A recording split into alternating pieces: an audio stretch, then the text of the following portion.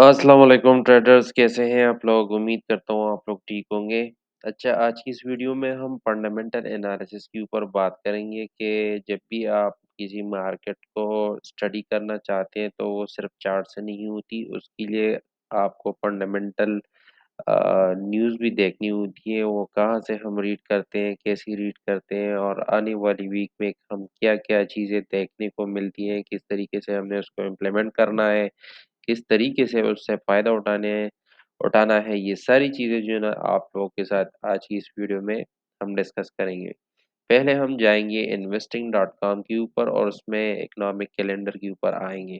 उसके बाद आने के बाद हम जो है ना यहाँ पर नेक्स्ट वीक के ऊपर क्लिक करेंगे और 9 अक्टूबर यानी मंडे से जब मार्केट स्टार्ट होगी तो हमें क्या-क्या न्यूज़ देखने को मिलेगी और हमें उसको किस तरीके से रीड करना है, वो आज की इस वीडियो में हम जानने की कोशिश करेंगे। जैसे कि आप देख सकते हैं कि यहाँ पर कनाडा का जो है ना हॉलिडे है, तो यहाँ पर कनाडा की करेंसी में इतना ज़्यादा उतार-चढ़ाव हमें देखने को नहीं मिलेगा, ठीक है? और साथ ही साथ इसमें जो है ना जापान का नेशनल स्पोर्ट्स डे भी है, तो वो भी जो है ना उनकी भी हॉलिडे है, ठीक है?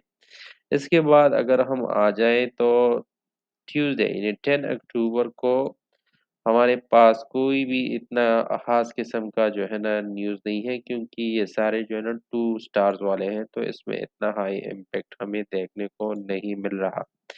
फिर अगर हम जाएँ 11 अक्टूबर को यानी वेडनेसडे के दिन, तो हम क्या देखते हैं कि यहाँ पर हमें यूएस डॉलर में पीपीआई यानी यूएस डॉलर में पीपीआई का मतलब ये है कि कोर पीपीआई का डेटा मंथली सितंबर का आने वाला है और साथ ही साथ बिल्डिंग परमिट्स का भी डेटा आने वाला है।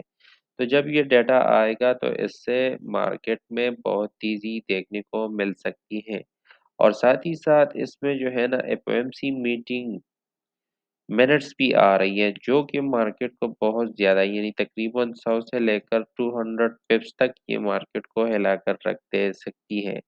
तो इनको हम इग्नोर नहीं कर सकते और हम इनका वेट करेंगे और देखेंगे कि क्या सीन बनता है। उसी हिसाब से हम टेक्निकल एनालिसिस और चार्ट को ट्रीट करेंगे और फिर उसी हिसाब से जो है ना हम अपने एंट्रीज़ को प्लान करेंगे। थर्सडे वाले दिन यानी 12 अक्टूबर को क्या सीन है, तो यहाँ पर अगर हम ग्रेट ब्रिटेन के ऊपर बात करें तो जीडीपी का न्यूज़ आने वाली है जो कि बहुत ज़्यादा इम्पोर्टेंट होती है। इसमें सारी-सारी की चीज़ें जो है ना डिस्कस होती है कि ग्रेट ब्रिटेन पाउंड का जीडीपी हाई हो रहा है, लो हो रहा है, तो इस हिसाब से जीबीपी के अगेंस्ट जितनी भी करेंसी है उसमें भी उतार-चढ़ाव हमें देखने को मिलता है। क्योंकि हम ज़्यादातर गोल्ड पे ट्रेड करते हैं तो हमें ज़्यादा से ज़्यादा जो है ना फ़ोकस करनी चाहिए यूएसडी की न्यूज़ पर। यहाँ पर अगर हम यूएसडी की शाम 5:30 बजे जो न्यूज़ आने वाली है तो उसमें कोर सीपीआई का डेटा मंथली भी आ रहा है और साल का भी आ रहा है। तो ये मार्केट को बहुत ज़्यादा रिस्पेक्ट दे सकती है और उसी दिन यानी थर्सडे वाले दिन इनिशियल जॉब क्लेम का डेटा आने वाला है जो कि मार्केट को 200 पिप्स तक जो है ना इसमें रिस्पॉन्स दे सकती है, मार्केट को हिलाकर रख सकती है।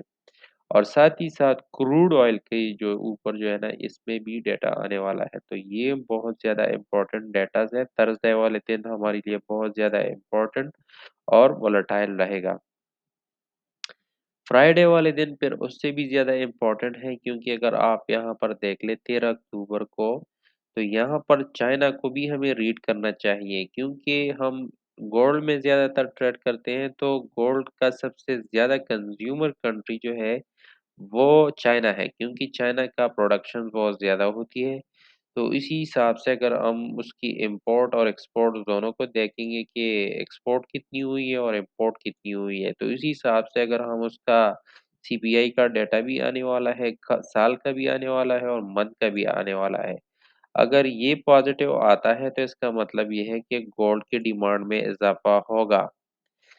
अच्छा, ये तो हुई हमारी चाइना की ऊपर। अब थर्सडे वाले दिन हम फिर क्या कर देखेंगे, हम मिशिगन का जो 5 ईयर्स का इन्फ्लेशन यानी महँगाई और उसको देखेंगे कि वो किस तरह आती है। अगर चाइना की एक्सपोर्ट बढ़ती है तो इसका मतलब ये है कि जो इन्फ्लेशन रेट है अमेरिका में वो ज़्यादा डिक्रीज़ होगी, वो भी ज़्यादा होगी, ठीक है? तो ये 2 वाहिद कंट्रीज़ हैं यूनाइटेड स्टेट और चाइना जो कि इसका ट्रेड वॉल्यूम सालाना तकरीबन 900 बिलियन डॉलर्स है। तो अगर एक में एक्सपोर्ट में इज़ाफ़ा होता है तो दूसरी में कमी वाक़या होती है, ठीक है? तो फ्राइडे वाले दिन हम चाइना को और यूएस पे दोनों पे नज़र रखेंगे कि उनकी क्या कंडीशन रहती है। फिर उसी हिसाब से जो है ना हम ट्रेड करेंगे गोल्ड में उसी हिसाब से, ठीक है? टेक्निकल एनालिसिस को भी हम देखेंगे और साथ ही साथ फंडामेंटल को भी देखेंगे। अगर वीडियो अच्छी लगी है तो अपने दोस्तों के साथ लाइक, सब्सक्राइब और शेयर करें और अगर आप हमारी टीम का हिस्सा बनना चाहते हैं तो नीचे दिए गए रिकमेंडेड ब्रोकर के साथ अकाउंट ओपन करें, उसमें डिपॉजिट करें और उसका स्क्रीनशॉट हमें ईमेल कर दें। Keep us subscribe for more updates. Thank you.